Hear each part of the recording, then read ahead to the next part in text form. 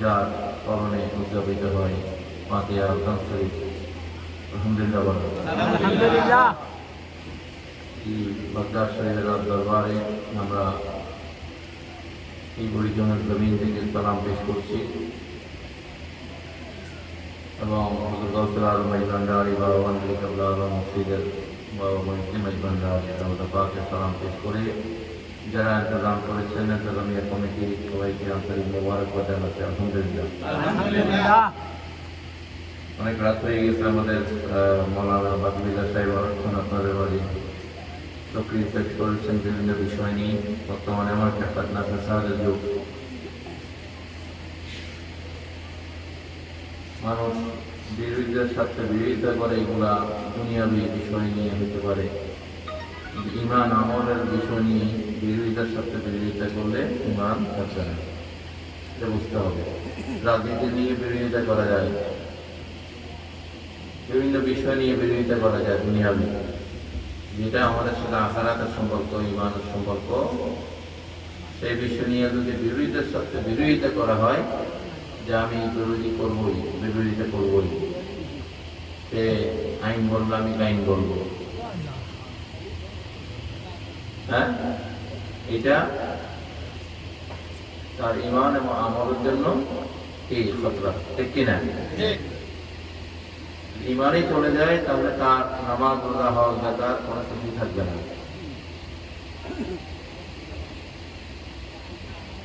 এই জন্য বিরোধিতা করতে গেলেও যারা জ্ঞানী তারা চিন্তা করে আমি কোন বিষয় নিয়ে বিরোধিতা করছি। সরকারি দল বিরোধী দল সংসদে বিরোধিতা করে, ঠিক কাজ করলেও তারপর বিরোধিতা করে, ঠিক কিনা? কিন্তু ইমানের জায়গায় বিরোধিতা চলবে না। আপনি যদি সঠিক একটা কথা মর্ম না বুঝেন, এটার বিরোধিতা করেন, তাহলে সেটা আপনার ওস্তাদের দোষ, আপনাকে সে বিষয়ে জ্ঞান দান করা হয়নি, ঠিক কিনা? অনেক লোক কলমা কি সেটাই বুঝে না, এটা নিয়েও বিরোধিতা করছে। এটা হচ্ছে বিরোধিতার সাথে বিরোধিতা করা, কিন্তু কলমার অর্থই যদি না বুঝে তাহলে কোন ধরনের মুসলমান এগুলা আল্লাহ আলম, আল্লাহ ভালো না, ঠিক কিনা? কলমার অর্থ থাকতে হবে, ঠিক কিনা? তাওহীদ এবং রিসালাত, লা ইলাহা ইল্লাল্লাহর সাথে মুহাম্মদ রাসূলুল্লাহ সাল্লাল্লাহু আলাইহি ওয়াসাল্লাম, বা আপনি কোনো অন্য নবীর উম্মত হয়ে থাকলে ওই নবীর নাম দিয়ে তারপর রাসূলুল্লাহ, নবী আল্লাহ এগুলো বলতে হবে, এটাই কলমা। যুগে যুগে আদম শফিউল্লাহ থেকে শুরু করে যত নবী রাসূল আসছে, মুসা কালিমুল্লাহ, ঈসা রুহুল্লাহ, ইব্রাহিম খলিলুল্লাহ, সবাই কলমা ছিল। তাদেরকে তাদের উম্মতরা ওলি মানছে না রসুল মানছে? রসুল মানছে। ওলি দিয়ে কোনো কলমা হয় না। ওলির দপ্তর হচ্ছে বেলায়েতে, আর রসুল্লাহ নবী আল্লাহর দপ্তর হচ্ছে রিসালাত, ঠিক কিনা? এখন কোনটা রিসালাত আর কোনটা বেলায়েত সেটাই বুঝে না, এরকম আলেমের বাংলাদেশের অভাব নেই, ঠিক কিনা? এরা এক ফেসবুক দিয়ে খালি ফিতনা, বিতর্ক, বিরোধীদের সাথে বিরোধিতা করে। যে লোকের কথা নিয়ে বিরোধিতা করছে ওই লোক সে এদেরকে কয়েক হাজার বার পড়াইতে পারবে। সে শিকাগো জামে মসজিদের খতিব, সে একমাত্র ব্যক্তি যে ব্যক্তি জাতিসংঘের কনফারেন্স হলে পৃথিবীতে একবারেই আযান হয়েছে হলের মধ্যে, এই ব্যক্তি সেই আযান দিয়েছে। যখন ইরাকের যুদ্ধ হচ্ছে, আমেরিকা ইরাক আক্রমণ করতেছে, তখন এই ব্যক্তি হোয়াইট হাউসের সামনে কয়েক হাজার মুসল্লিকে নিয়ে হোয়াইট হাউসের সামনের মাঠে সেখানে আমেরিকার বিরুদ্ধে বক্তব্য দিয়েছে এবং সেখানে জুমার নামাজ আদায় করেছে। মাঠে কখনো নামাজ আদায় করতে দেয় না, কিন্তু এই লোক করেছে। এগুলো কি গ্রামগঞ্জের পাটমোলা? হ্যাঁ, এগুলো সাহসী মানুষ। এদের ইসলামের জন্য অনেক ত্যাগ আছে, অনেক চিকিৎসা আছে। না যাই না শুনিয়া ডাক্তার নামে খালি বিরোধিতা করলে হবে না। সে নাই না শুনেই একটা গান গাইছে মহব্বতের সাথে, ঠিক আছে? এবং সেটাকেই তারা করোনা বানিয়ে ফেলতেছে। আল্লাহ যেন এই সমস্ত অন্ধ, হ্যাঁ, এবং এগুলা কি বড় বড় বলা যায়, এবং আলেম নামের যদি জালেম থাকে আল্লাহ হেদায়েত দান করুন, আমিন বলুন। আলেম মানে জ্ঞানী। আলেম মানে কি? জ্ঞানী। এখন জ্ঞানী থেকে তো জ্ঞানের আলো বের হবে, ঠিক আছে? জাহেলের মতো স্বভাব চরিত্র তো জ্ঞানী থেকে বের হতে পারে না। এখন ইসলামকে এমন অবস্থায় নিয়ে গিয়েছে, এইটার এজেন্সি যেন আল্লাহ তাদেরকে অনেকেরই দিয়ে দিয়েছে। হ্যাঁ, দুনিয়াতে বেহেশতের ঘোষণা একমাত্র আল্লাহ রাসূল দিয়েছে, আর কেউ দেওয়ার ক্ষমতা নেই, ঠিক আছে? প্রতিটিভাবে ব্যবহার করতে পারবে, কিন্তু জান্নাতের টিকিট দেওয়ার কোনো সুযোগ নাই। আশারে মুবাশশারা আল্লাহ রাসূল দিয়েছেন ওনার সাহাবীদেরকে। একজন সাহাবীকে বলতেন যে আবু বকর ফিল জান্নাত, ওমর ফিল জান্নাত, উসমান ফিল জান্নাত, আলী, এরকম সাদ বিন ওয়াক্কাস, এরকম সাহাবীদেরকে উনি কি করেছেন? জান্নাতের সুসংবাদ দিয়েছেন। সুবহানাল্লাহ। যিনি আল্লাহ যাকে জান্নাতের মালিক বানিয়েছেন, জান্নাতের ঘরটা যার আন্ডারে রাখবেন, ঠিক কিনা? উম্মতরা তো তার আন্ডারে থাকবে নাকি? না, উম্মতের আন্ডারে থাকবে নবী? এখন এমন কিছু উম্মত বাড়িয়েছে নবীর আগে জান্নাতে যাইতে বুঝে আছে। এরকম বলে হাসরের ময়দানে নবী ফেল করে তাকিয়ে থাকবে, ওনার নেকির পাল্লা ভারী হয় না গুনার পাল্লা ভারী হয়। নাউযুবিল্লাহ বলে আসে তত্তর করে চলে যাবে। হ্যাঁ, নবী খালি চিন্তায় থাকবে। নাউযুবিল্লাহ বলে। আল্লাহ রাসূল বলেছেন শাফাআতুল লি আহলিল কাবায়ের মিন উম্মতি। হাদিস শরীফটা এখনো যারা মদিনা শরীফে যাবেন হজ করতে বা উমরা করতে, যে জায়গাতে এই নামাজ হয় মদিনাতুল মুনাওয়ারা, মসজিদে নববীতে, মিম্বরে, এই এরিয়াতে আপনি এই হাদিস শরীফটা এখনো আছে। সুবহানাল্লাহ। আল্লাহ রাসূল বলতেন হাসরের ময়দানে আমি আমার গুনাহগার উম্মতদেরকে জাহান্নামের আগুন থেকে টেনে টেনে নিয়ে আসবো। সুবহানাল্লাহ। যাকে আল্লাহ ওই ক্ষমতা দিয়েছেন, ওই ক্ষমতার বলে নবী দুনিয়াতে কথা কি উম্মতের সামনে কি উনি বয়ান করে গিয়েছেন, পেশ করে গিয়েছেন যে হাসরের ময়দানে আমি আমার গুনাহগার উম্মতদেরকে আগুন থেকে টেনে টেনে নিয়ে আসবো। সুবহানাল্লাহ। যার অন্তরে একটা সরিষার দানা পরিমাণ ঈমান থাকবে, সে কখনো জাহান্নামে যাবে না। সুবহানাল্লাহ। আমলের কথা বলে ঈমান, ঈমান হচ্ছে বিশ্বাস। এখানে আদবের নজরে, ঈমানের নজরে আল্লাহ এবং আল্লাহর রাসূলকে বিশ্বাস করা, মহব্বত করা, ভালোবাসা, হুব্বে রাসূল, যেটা আল্লাহ চেয়েছেন। সুবহানাল্লাহ। আল্লাহ শুধু আল্লাহ রাসূলের ভালোবাসা চায়নি, আল্লাহ বলছেন কুল্লা আসালুকুম আলাইহি আজরান ইল্লাল মাওয়াদ্দাতা ফিল কুরবা। সূরা সূরা 23 নম্বর আয়াতে আল্লাহ রাব্বুল আলামিন নবীকে বলছেন, নবী আপনি বলে দেন শুধু আপনার ভালোবাসা না, আপনার যারা আহলুল বাইত, কুল্লা আসালুকুম আলাইহি আজরান ইল্লাল মাওয়াদ্দাতা ফিল কুরবা, যারা আপনার আহলুল বাইত, আপনার পরিবার, আপনার বংশধর, উম্মত যেন আপনার সমস্ত আপনাকে ভালোবাসতে চায়, আপনার যে রিয়াজত, পরিশ্রম, এগুলোর প্রতিদান দিতে চায়। তাহলে তারা যেন আপনার আহলুল বাইতকে যেন ভালোবাসে। সুবহানাল্লাহ। সুবহানাল্লাহ। হুকুমটা আল্লাহ, হুকুম কার? আল্লাহ। আল্লাহ। এই জন্য কাউকে গালি দিতে গেলে, কারোর বিরুদ্ধে বলতে গেলে আমাদেরকে চিন্তা করতে হবে, ঠিক কিনা? ঠিক। চিন্তা করতে হবে। এমন জায়গায় আমরা বিরূপ কোনো কথা বলতে গেলে আমাদের ঈমান থাকে কিনা? আমাদের ঈমান যদি চলে যায়, 1000 বছর নামাজ পড়লে কোনো লাভ হবে না, আমল দিয়ে কোনো কাজ হবে না। ওই মহব্বত আল্লাহ চায়। কে চায়? আল্লাহ। আল্লাহ। মায়া মমতা, এগুলা আল্লাহর কাছে 100 প্রকারের মায়া মমতা আছে। কার কাছে? আল্লাহর কাছে। আল্লাহ রাব্বুল আলামিনের কাছে। আল্লাহ রাসূল বলতেছেন, কোন সন্তানকে তার মা কি আগুনে নিক্ষেপ করতে পারে? জি না। না। পারে? না। পারে না। দুনিয়াতে আল্লাহ পাক শুধু এক প্রকারের মায়া মমতা দিয়েছে, 100 এটা কোন মানব জাতিকে না, সমস্ত সৃষ্টির মধ্যে গরুর মধ্যে মায়া মমতা নেই, তার বাছুরের প্রতি, মুরগির বাচ্চার প্রতি মুরগির নাই, আসেনি? আছে।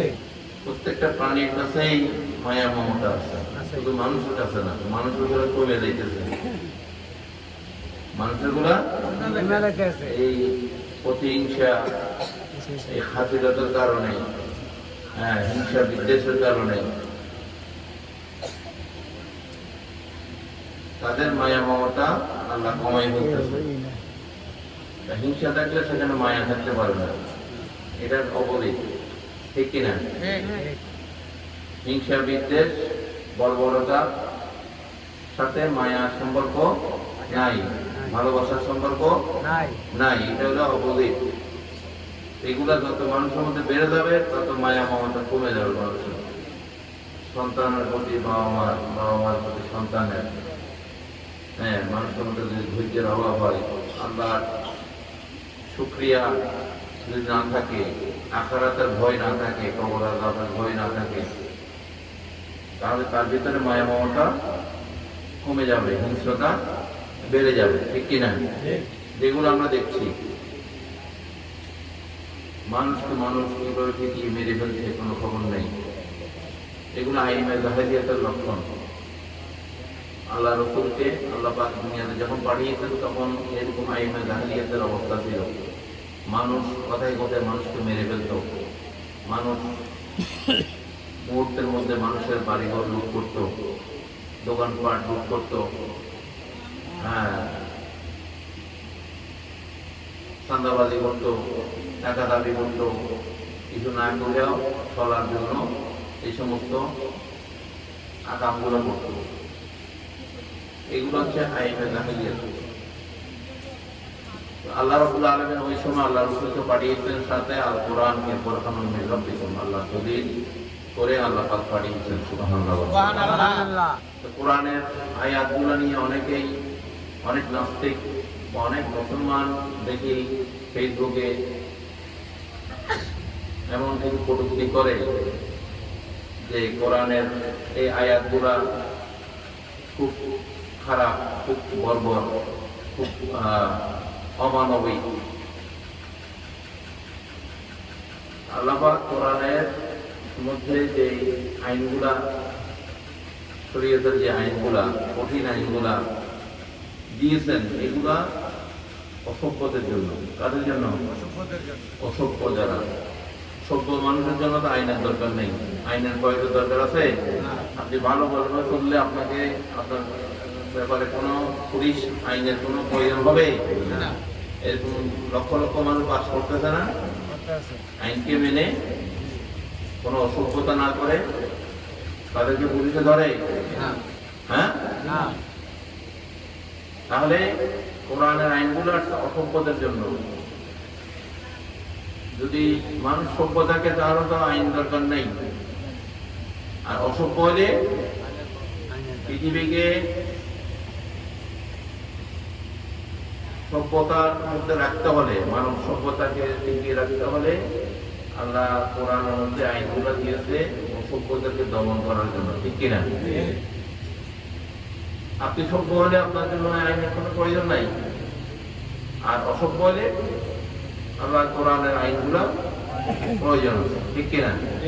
এখানে এগুলো নিয়ে ফেসবুকে কোরআনের এই কিছু কঠিন আইনটা সব জায়গায় আছে, আছে কিনা?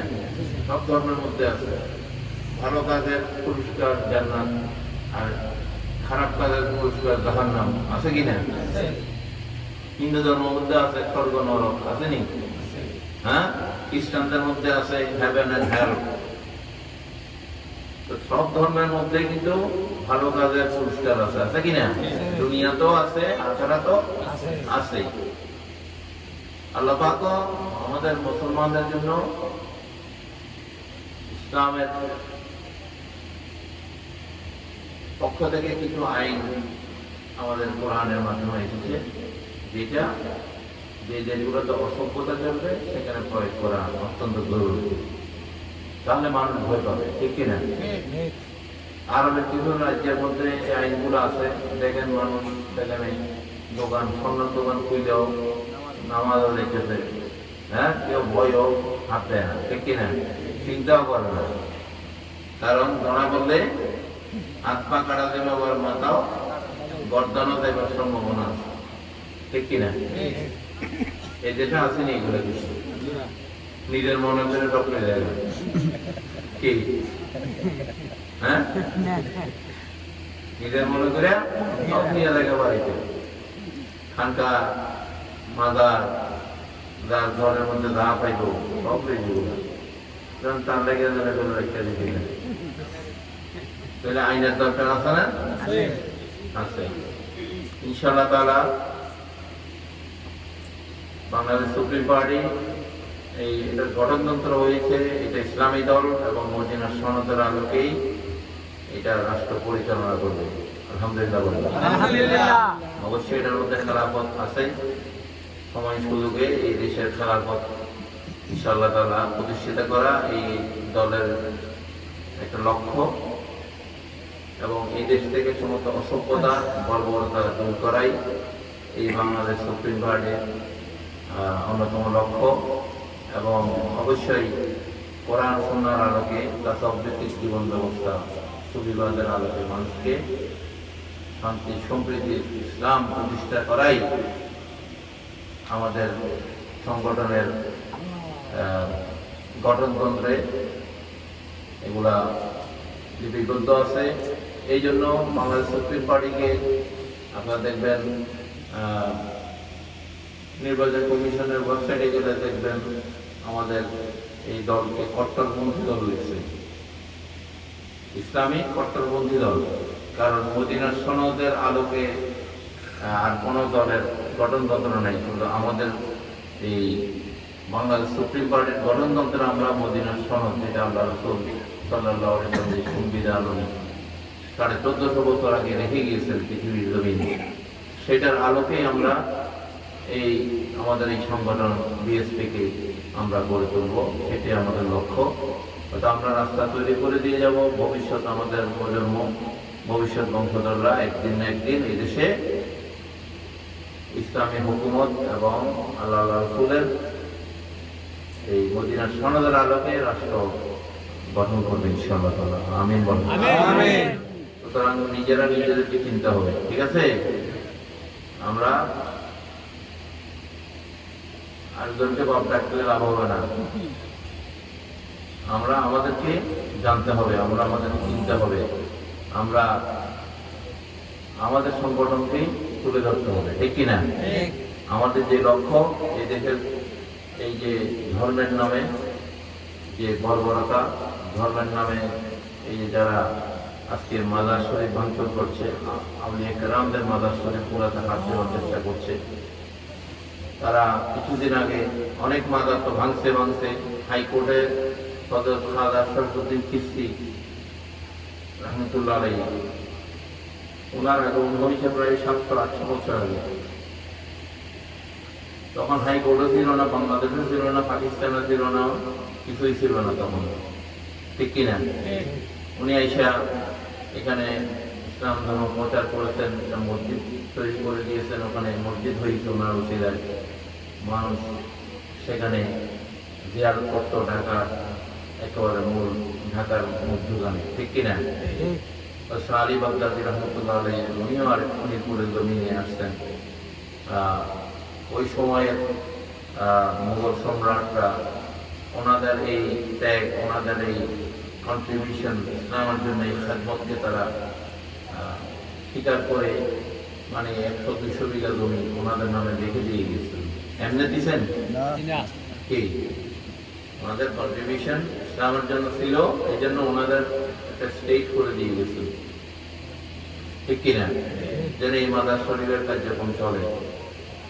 আর এখন এমন একটা সময় আসছে যারা এগুলা খাইয়া ফেলতে চায়।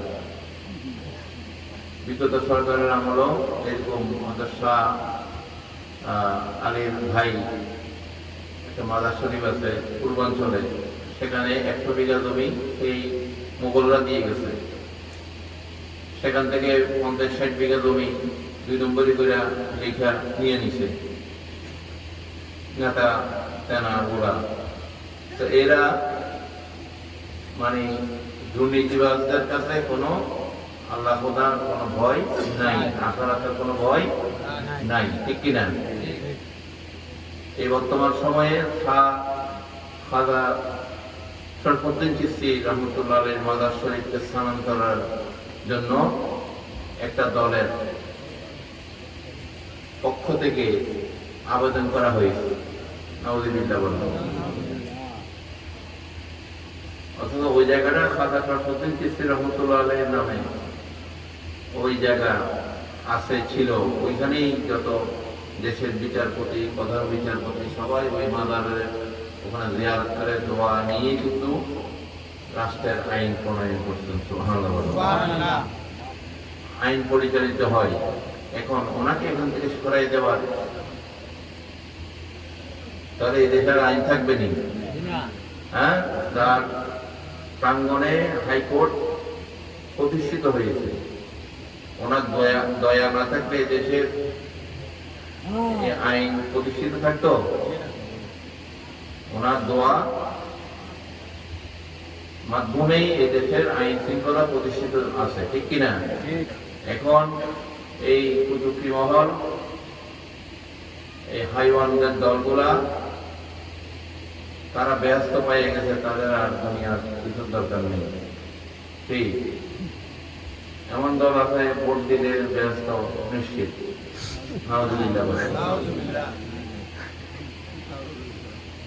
ধোকাবাজের একটা সীমা আছে তো, ঠিক কিনা? এটা একমাত্র সাফায়াতের কান্ডারি হচ্ছে আমাদের হুজুরপুর নূর আহমদ মুস্তাফা মোহাম্মদ মুস্তাফা সাল্লাল্লাহু আলাইহি ওয়াসাল্লাম, যার সাফায়াতের ভিত্তিতে আল্লাহ পাক উম্মতদেরকে দয়া করবেন, ঠিক কিনা? আপনি যে এই যে এশার জামাত করে আসছেন, এটা আল্লাহ কবুল করছে কিনা আপনি এটা গ্যারান্টি দিতে পারবেন? হ্যাঁ, গ্যারান্টি দেওয়ার কোনো হিসাব আপনার কাছে নাই, কিয়ামত পর্যন্ত থাকবে না। আল্লাহু আ'লাম, এটা মাত্র আল্লাহই ভালো জানে, ঠিক কিনা? আমরা অবশ্যই নবীর উম্মত, উম্মতে মুহাম্মাদি, আমরা নবীকে ভালোবাসি। হুব্বে রাসূল আমাদের অন্তরে আছে, আলহামদুলিল্লাহ বলি। আখলাকুন নবী যদি আমরা আমাদের অন্তরে প্রতিষ্ঠিত রাখতে পারি, নবীর আদর্শ, অবশ্যই আমরা কোরআন সুন্নাহর আলোকে যদি আমরা চলি, আমরা যে তাসাউফ ভিত্তিক জীবন ব্যবস্থা গঠন করি, আমাদের দ্বারা যদি মানুষ, আমাদের মাধ্যমে যে মানুষ নিরাপদ থাকে, আমাদের হাত, আল্লাহ রাসূল বলছেন যার জবান এবং হাত থেকে আরেকজন মানুষ, আরেকজন মুসলমান নিরাপদ থাকবে, তাকে মুসলমান বলা হবে। সুবহানাল্লাহ। জবান এবং হাত, এখন তো গালাগালি এমন সস্তা হয়ে গেছে। কি বাংলাদেশের সবচেয়ে বেশি সস্তা কি এখন? গালাগালি করা। হ্যাঁ, সবচেয়ে বেশি সস্তা বিষয় হয়ে গেছে গালাগালি করা, মানুষকে অপমান করা। অর্থাৎ ইসলাম আমাদেরকে কি শিক্ষা দিয়েছে? পারস্পরিক শ্রদ্ধাবোধ, বিনয়, আদব, ব্যবহার, এগুলো যার মধ্যে থাকবে তাকে মুসলমান হিসাবে জানতে হবে, ঠিক কিনা? গালাগালি করা এগুলো তো কাফেরদের লক্ষণ, বেদিনদের লক্ষণ, ঠিক কিনা? ফায়সা, তহমত দেওয়া, গীবত করা, আর গীবত অসত্য মিনাল জানা। কোরআনে সূরা বাকারার মধ্যে পরিষ্কার বা রব্বুল আলামিন ইরশাদ করেছেন যে গীবত, মিথ্যা, এগুলা জানার চেয়ে কঠিন অপরাধ। জানা করলে যে অপরাধ, একটা গীবত, একটা মিথ্যা বানিয়ে দিলকে তাল করা, এগুলো থেকে গীবত আর ফিতনা, এগুলোর মাধ্যমে যে ধর্মীয় ফিতনা তৈরি হয়, মানুষের মধ্যে যদি এগুলো নিয়ে বিভক্তি পয়দা হয়, ফিতনা তৈরি হয়, আল্লাহ রাব্বুল আলামিন সূরা বাকারার মধ্যে পরিষ্কার জানিয়ে দিচ্ছেন, আল ফিতনাতু আশাদ্দু মিনাল কতল। যারা ফিতনা করবে তারা মানব হত্যার চেয়েও, মানব হত্যার চেয়ে কঠিন অপরাধী হবে। তার নামাজে কি কাজ হবে? হ্যাঁ, মানুষ হত্যার চেয়ে কঠিন অপরাধে যদি কেউ অপরাধী হয়ে যায়, তার আমল দিয়ে কোনো লাভ হবে না। তার গীবতের কারণে সে যদি জানার চেয়ে কঠিন অপরাধ করে, তাহলে তার কোনো মুক্তি নাই। এই জন্য আমরা কোনো কথা বলতে গেলে আমাদেরকে ভেবে চিন্তে বলতে হবে। ইসলাম গালাগালির ধর্ম না। আল্লাহ রসুলের ঠিক কতজনে কাফেররা কতভাবে অপমান করেছে, লাঞ্ছনা দিয়েছে। হ্যাঁ, যখন মক্কা বিজয় করেছেন সবাই ভয়ে কাঁপতেছে, আমরা তো ওনাকে এত নির্যাতন করেছি, এত গালাগালি করেছি, এত কাফের ধর্ম যেটা কাফের তো সেটা করবে, ঠিক কিনা? ওনাকে বাড়ি থেকে বের করে দিয়েছি, ওনার বসত বাড়ি থেকে ওনাকে তাড়িয়ে দিয়েছি, এবার আমাদের না কি করে? উনি মক্কা বিজয় করার পরে ঘোষণা দিয়ে দিলেন, মুসলমানরা কেউ কাফেরদের কোন একটা ঘরের মধ্যে টোকাও দিতে পারবে না, ভাঙচুর তো দূরের কথা, কি করতে পারবে না, উকিও দিতে পারবে না। যারা এই মক্কা নগরীতে যারা অধিবাসী, তারা সবাই নিরাপদ। তারা কি সবাই নিরাপদ থাকবে, কেউ কারোর উপরে জুলুম করা চলবে না। আমরা কি এই বাংলাদেশের মুসলমানদেরকে এই রূপ দেখতেছি? হ্যাঁ, যারা এই সমস্ত কাজগুলো করছে, এগুলো হচ্ছে কাফেরদের, বেদিনদের চরিত্র, ঠিক কিনা? এগুলো মুসলমানদের চরিত্র হতে পারে না। একজনের বাড়ির খাট পালং নিয়ে নিজের বাড়ির ঘরে দেয়া ঠিক করে নেওয়া, সোফা সেট নিয়া, টেলিভিশন নিয়া, ফ্যান নিয়া, এমনকি দেখি বাতির মধ্যে লইয়া কি নিজের মনে করে বাড়ি দিয়ে যাও,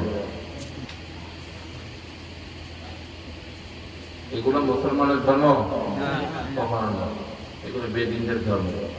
অথচ লম্বা লম্বা দাড়ি, লম্বা লম্বা কুর্তা বোঝা বোঝা গরু মহিষ মই চলে যেতেছে গিয়ে আমরা ফেসবুকে দেখছি কিনা, এরকম বেহায়া দরজা, হায়া শরমহীন মানুষগুলা নিজেদেরকে আবার পাক্কা মুসলমান দাবি করে, হ্যাঁ, তৌহিদি জনতার নাম বিক্রি করে, ঠিক কিনা? তৌহিদ দুই প্রকার, একটা ইসলামী তৌহিদ, আর হচ্ছে শয়তানের যে তৌহিদ, মানে ইবলিসি তৌহিদ।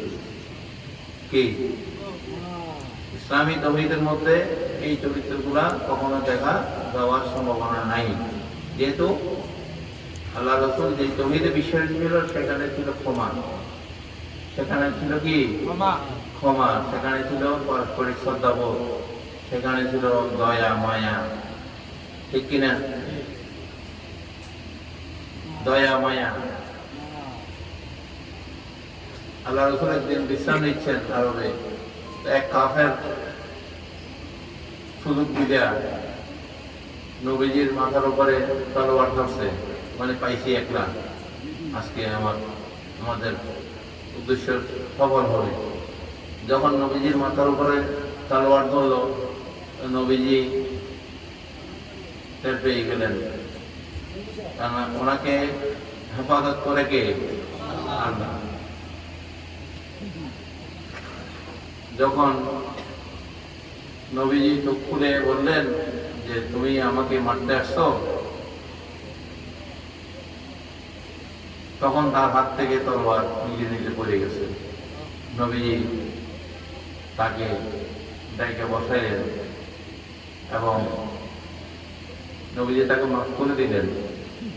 সে নবীজির এই মহানুভবতা দেখেছে, ইসলামে কবুল হয়ে গেল নবীর হাতে। ইসলাম এইভাবেই প্রচার হয়েছে, মহব্বতের মাধ্যমে, ভালোবাসার মাধ্যমে, হিংস্রতার মাধ্যমে ইসলামের প্রচার হয়নি, ঠিক কিনা? যেখানে বর্বরতা, হিংস্রতা, এই সমস্ত জুলুম, অত্যাচার, সেখান থেকে ইসলাম বিদায় নিয়েছে।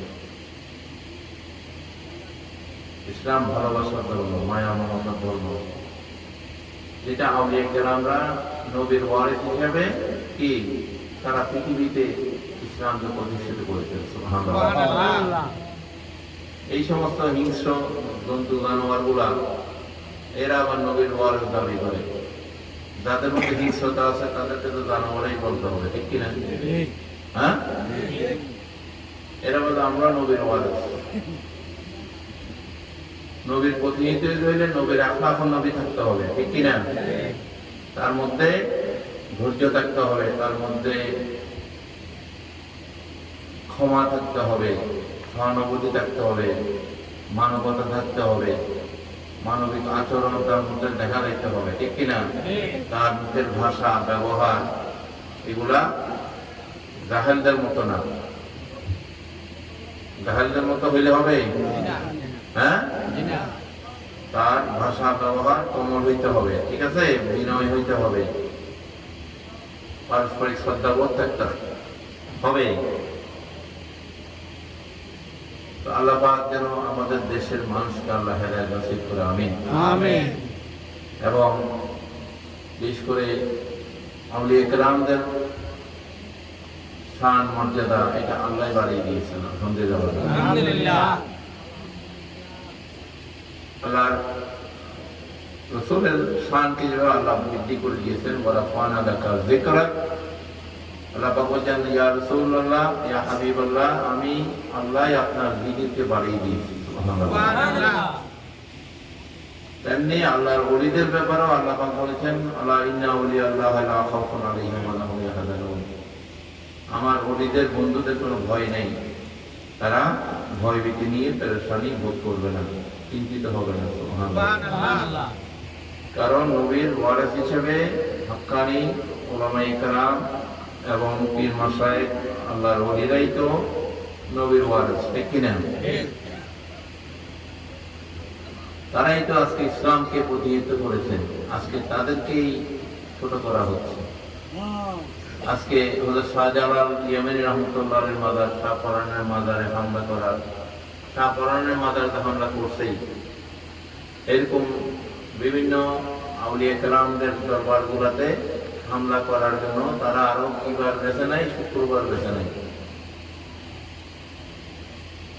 শুক্রবার দিন মানুষকে মসজিদের মধ্যে বিভ্রান্তি করে, তাদেরকে শিরিক বেদাতের ফতোয়া তুলে মানুষকে উগ্র করে, এভাবে মানুষের বাড়িঘর লুটপাট, লুটতরাজ, ভাঙচুর, আউলিয়া কেরামদের মাজার শরীফগুলো ভাঙচুর করে তারা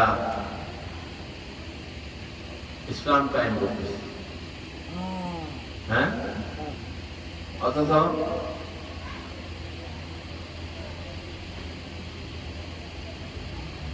অন্য ধর্মের মানুষের ওখানে দিয়ে পাহারা দেয়, ঠিক কিনা? এই আল্লাহর ওলিদের উসিলায় এই যে ইসলাম প্রতিষ্ঠিত হয়েছে। আজকে সংখ্যাগরিষ্ঠ মানুষ মুসলমান, ঠিক কিনা? এই দেশে এটা কোনো মোল্লা মসজিদের মাধ্যমে হয়নি, হাজার বছর যাবৎ এই দেশে আল্লাহর ওলিদের ত্যাগ তিতিক্ষা রিয়াদত সাধনা, এমনকি অনেকে শহীদ হয়েছে, ঠিক কিনা? এই যে কল্লা শহীদ, তারপর ওই যে আপনার নাসিরুদ্দিন সিপাহসালার নেতৃত্বে শাহজালাল জমানি যে সিলেট জয় করেছেন, ওনার অনেক সঙ্গী সাথী শহীদ হয়েছেন, ঠিক কিনা? তো এইভাবেই আজকে ইসলাম প্রসারিত হয়েছে, আলহামদুলিল্লাহ বলেন। আলহামদুলিল্লাহ। আউলিয়া কেরামদের সত্যিকার যারা হক্কানি ওলামায়ে কেরাম বা আউলিয়া কেরাম, তাদেরকে অবশ্যই আমাদের শ্রদ্ধা করতে হবে, ঠিক কিনা? আবার কতগুলো আছে মারা গেলে খালি মাদার বানিয়ে বানিয়ে মানুষকে বিভ্রান্তি করে, মানুষকে ধোঁকা দেয়। এগুলা থেকে বিরত থাকবেন আপনারা। এগুলার মাধ্যমে সত্যিকারে যারা আল্লাহর ওলিরা, তাদের মান মর্যাদা পূর্ণ হয়, ঠিক কিনা? সুতরাং যার মর্যাদা, মাজার মানে যার মধ্যে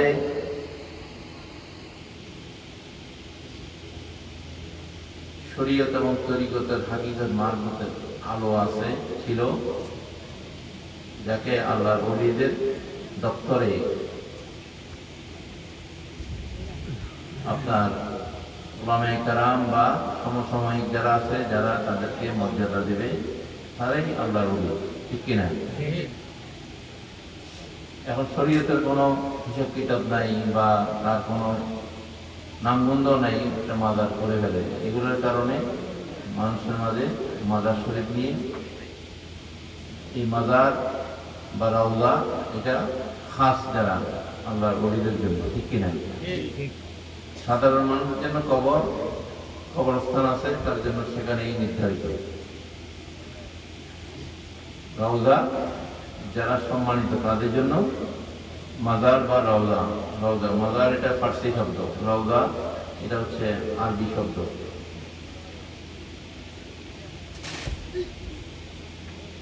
ওয়াল্লাযীনা আমানু ওয়া আমিলুস সালিহাতি ফি রাউযাতিল জান্নাহ। আল্লাহ পাক কোরআনের মধ্যে ইরশাদ করছেন, যারা নেক আমল করেছে, যারা মুমিন বিশ্বাসী, তাদের জন্য আমি জান্নাতের বাগান তৈরি করে রেখেছি। সুবহানাল্লাহ। এই রিয়াদুল জান্নাত, ওখানে নামাজ পড়ার জন্য কি লাইন! এখন তো ওই অ্যাপ দিয়ে ঢুকতে হয়, অ্যাপ ব্যবহার করে। রিয়াদুল জান্নাত, আল্লাহ রসুল সাল্লাল্লাহু আলাইহি ওয়াসাল্লাম যেখানে শায়িত আছে, সেখানে তার ঢোকা যায় না। ওনার পাশের যে জায়গাটা, যেখানে উনি নামাজ পড়তেন, সেই জায়গার নাম হচ্ছে রিয়াদুল জান্নাত। তাহলে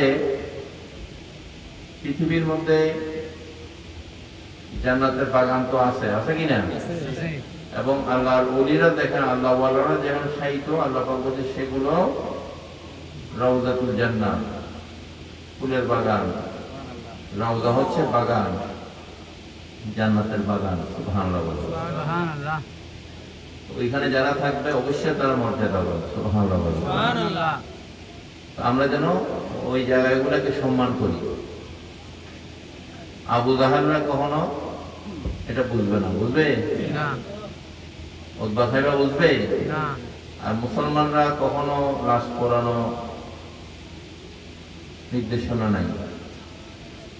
তৌহিদি জনতার নামে যারা লাশ পড়াইছে, নুরুল পাগলার লাশ, বুঝলাম তার কোনো আমলই নেই, সে তার লোকরা তাকে ভণ্ডামি করে সেখানে দাফন করছে। তাদের কথাই যদি আমরা মাইনেও লই, তার কোনো আমল নেই, সে একটা সাধারণ মানুষ। তারপরও সে মুসলমান কলমা পড়ে থাকে, তার লাশ জ্বালানো যাবে না, এটা ইসলামের নির্দেশনা। বদরের জমিনে যখন আবু জাহেল উতবা সাহিবা মারা গেল, এই কাফের সর্দার যখন নিহত হইল, জাহান্নামী হইল, তখন আল্লাহ রাসূল সাল্লাল্লাহু আলাইহি ওয়াসাল্লাম সাহাবায়ে কেরামদেরকে ডাইকা তো বলতে পারতেন এগুলো জ্বালাই দাও, কি কাফেরদের তো জ্বালাই দিতে হয়, ঠিক কিনা? এটা জ্বালাই দাও। উনি নির্দেশ দিলেন ওই জায়গার মধ্যে এগুলাকে মাটি তুলে এগুলো দাফন করে দাও। আর এখন তৌহিদে জানাটা হইলে লাশ কবর থেকে তুলে দাঁড়িয়ে দিতেছে, এটা কি মুসলমানের চরিত্র? তোমার যদি এতই গেওয়া হয় তুমি দরকার হইলে অন্য একটা জায়গায় দাফন করে দিতে পারে, ঠিক কিনা? একটা জায়গায় দাফন করে দিতে। তো এইগুলা সমাজের মধ্যে বিশৃঙ্খলা, দেশের মধ্যে স্থিতিশীলতা নষ্ট করা, ধর্মের মধ্যে বিশৃঙ্খলা করা, ফেতনা করা, এইগুলা কখনো একটা সভ্য সমাজের মানুষ হতে পারে না, ঠিক কিনা? এগুলো অসভ্য, এদের জন্য কোরআনের আইন দরকার আছে। একটা দুইটা মায়েরা ধুলাই দিলে চার রাস্তার মোড়ে প্রতিটা জেলা শহরে দেখবেন যে পুরো দেশ ঠান্ডা হয়ে যাবে।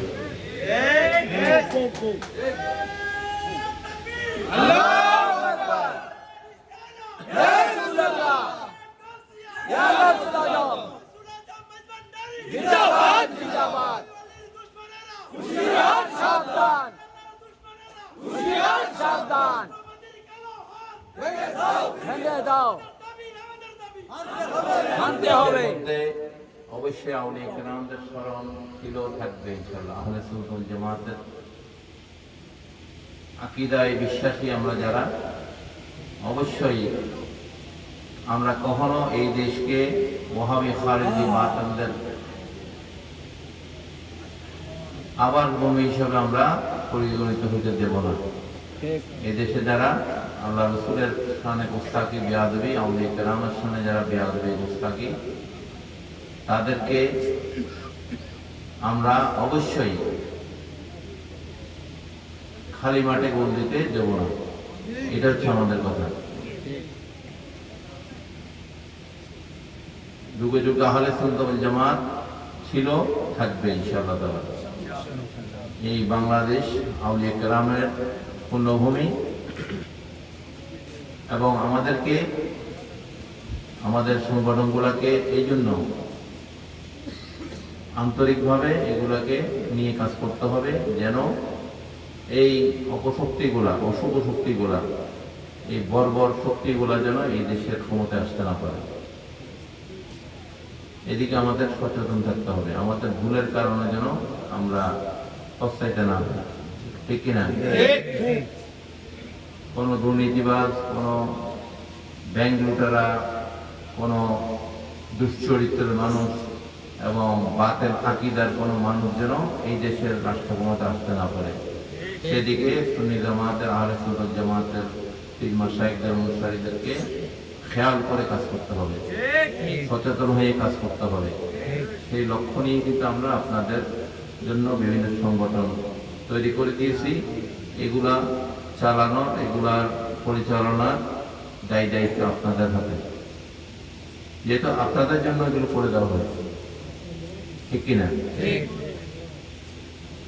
এই জন্য প্রত্যেক দরবারের, প্রত্যেক সিলসিলার যারা আছে সবাইকে আপনারা আহ্বান করবেন, তাদের সাথে কথা বলবেন, তারা যেন সঠিক জায়গায় এই দেশের কারা রাষ্ট্র পরিচালনা করবে, আহলে সুন্নাত ওয়াল জামাতের প্রতিনিধিদেরকে যেন এই দেশের সংসদে পাঠানো হয়, যেন তারা এই বর্বরতার জবাব দিতে পারে। এই দেশের খাইবানিয়াত, এই দেশের যত মাজার ভাঙচুর করেছে, এগুলো সবগুলা আমি দাবি করেছি 24 সালেই মিলাদুন নবীর দিন। এই দেশের যে সরকার, তাদেরকে আবার এগুলো পুনর্নির্মাণ করে দিতে হবে। তারা যে মসজিদগুলো ভাঙচুর করেছে, সেই মসজিদগুলো আবার পুনর্নির্মাণ করে দিতে হবে। তারা যারা লুটপাট করেছে, এদের বিচার করতে হবে।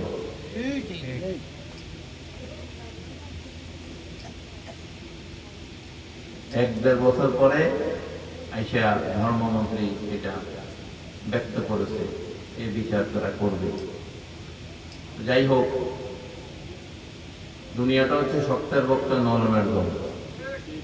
আমরা সুফিবাদী যারা পীর মাশায়েখ অনুসারী, আমরা তো নরম হৃদয়ের মানুষ, আমরা মানুষকে বিশ্বাস করি, আমরা হিংসতা তে বিশ্বাসী না, আমরা জ্বালা অপরাধে বিশ্বাসী না।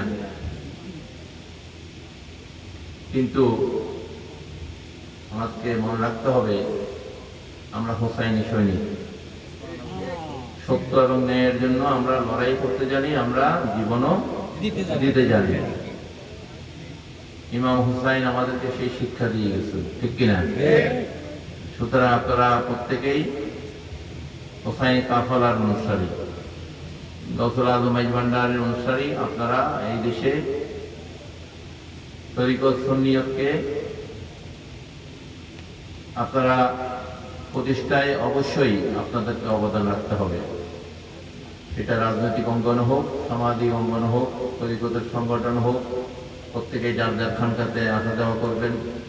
আপনারা কমিটিগুলোতে সংগঠিত হবেন, অন্যদেরকেও সংগঠিত করবেন, বায়াতের সবক দিয়ে দিবেন, মানুষকে আইনে আইনে বায়াত করিয়ে দিবেন। এই দেশে যেন বাতিলদের আস্ফালন যেন কমে যায়।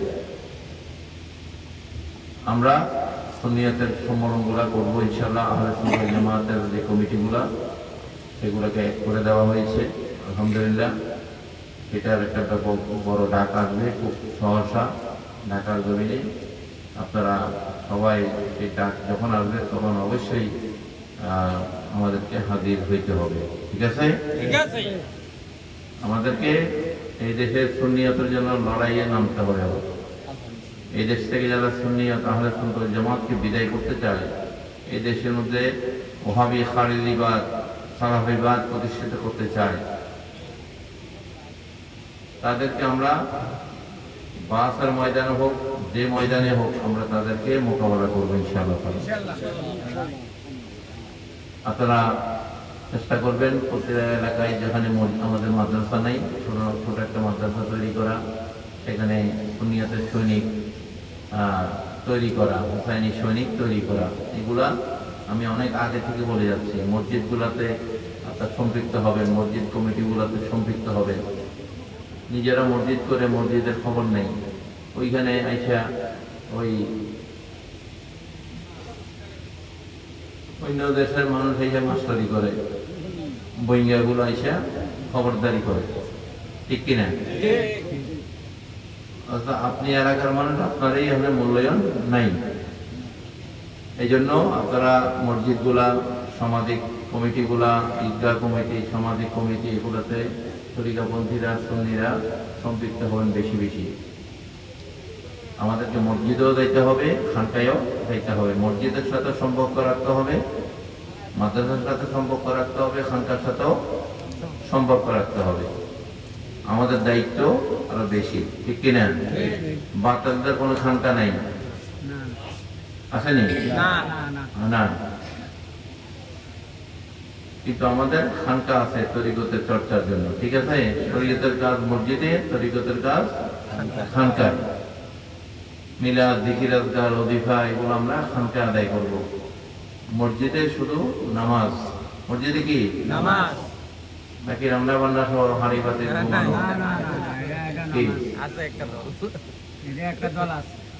এগুলা কাজ মসজিদে না। আপনি আরবে দেখবেন কোনো দেশে কিন্তু, আরবের কোনো দেশে কিন্তু রান্না বান্না মোটামুটি এগুলা নাই। শুধু ইতিকাফের নিয়তে মসজিদে থাকতে পারবেন। কিসের নিয়তে? রোজা রেখা, খাওয়া দাওয়া, পিকনিকে না। রোজার সময় ইতিকাফ করে কিনা? হ্যাঁ, দুনিয়াদারি কোনো হিসাব কিতাব নাই এখানে। এখন তো মোবাইলের উপর মোবাইল দিয়ে ইতিকাফ করে, ঠিক কিনা? তো এগুলা নিয়ম, যেটা নিয়ম মোতাবেক আমাদেরকে করতে হবে। মসজিদের কাজ মসজিদে, খানকার কাজ খানকায়। মেয়েদেরকেও এই তালিমান বই আছে, বই দিবেন, তারাও ইসলামের শিক্ষা, মেয়েদের উযু, গোসল, মেয়েদের নামাজ, রোজা, মেয়েদের শারীরিক সমস্যা, এগুলো নিয়ে আমাদের কিতাব আছে। আমাদের এলমের তাসাউফের উপর কিতাব আছে, তাসাউফের আত্মকথা, আমার লেখা বই, এগুলা নিয়ে যাবেন। পড়তে হবে, আমাদের জ্ঞান আহরণ করতে হবে। আমি সব জ্ঞানই বললে হবে না, জ্ঞানের কোনো শেষ নেই, দোলনা থেকে কবর পর্যন্ত জ্ঞান আমাদের আহরণ করতে হবে, জানতে হবে। পড়তে না জানলে মজলিসের মধ্যে একজনে পড়বে, অন্যরা শুনবে, পার্ট বাই পার্ট এই যে দরজগুলা চলবে। ঠিক আছে? ঠিক আছে। যে কোনো কাজ জেনে শুনে করলেই তৃপ্তি পাওয়া যায়, তাই কিনা? জি। নামাজের মধ্যে সূরাগুলো আমরা পড়ে, এগুলোর অর্থ যদি আমরা জানা থাকে, অর্থগুলো জানলে আমরা যখন করব তখন এটার মধ্যে আরো বেশি তৃপ্তি আসবে, আসবে কিনা? এই জন্য আপনারা এই নামাজ শিক্ষা ওজিফা আমাদের কিতাবগুলো আছে, এগুলো আপনারা সংগ্রহ করবেন ইনশাআল্লাহ তাআলা। এবং দাওয়াতটা দেওয়া হয়েছে আপনাদের 14ই অক্টোবর বাবামন্ডি কাবলা আলমের ফসল শরীফ অনুষ্ঠিত হবে। আমাদের মহান মুর্শিদ বাবা মাইজ ভান্ডারের রওজা শরীফের কাজ শুরু হয়েছে এবং মসজিদের কাজ শুরু হয়েছে দরবারে। আপনারা নিয়ত করে করবে, মানুষ করবেন ব্যক্তিগতভাবে, বিদেশে যারা আছে তাদেরকেও জানিয়ে দিবেন এই বিষয়ে যেন প্রত্যেকে সহযোগিতা করে। এই দিদি মার্কাজ এবং মাদার শরীফের কাজে যেন সবাই সহযোগিতা করে। আল্লাহ পাক কবুল করুক, আমিন। সুবহানাল্লাহ, আলহামদুলিল্লাহ, লা ইলাহা ইল্লাল্লাহ, সুবহানাল্লাহ, আলহামদুলিল্লাহ, লা ইলাহা ইল্লাল্লাহ, লা ইলাহা ইল্লাল্লাহ, লা ইলাহা ইল্লাল্লাহ, লা ইলাহা ইল্লাল্লাহ, হাসবি রব্বি জাল্লাল্লাহ, মাফি কলবি গায়রুল্লাহ, হাসবি রব্বি জাল্লাল্লাহ, মাফি কলবি গায়রুল্লাহ, নূর মুহাম্মদ সাল্লাল্লাহ, লা ইলাহা ইল্লাল্লাহ, নূর মুহাম্মদ সাল্লাল্লাহ, লা ইলাহা ইল্লাল্লাহ,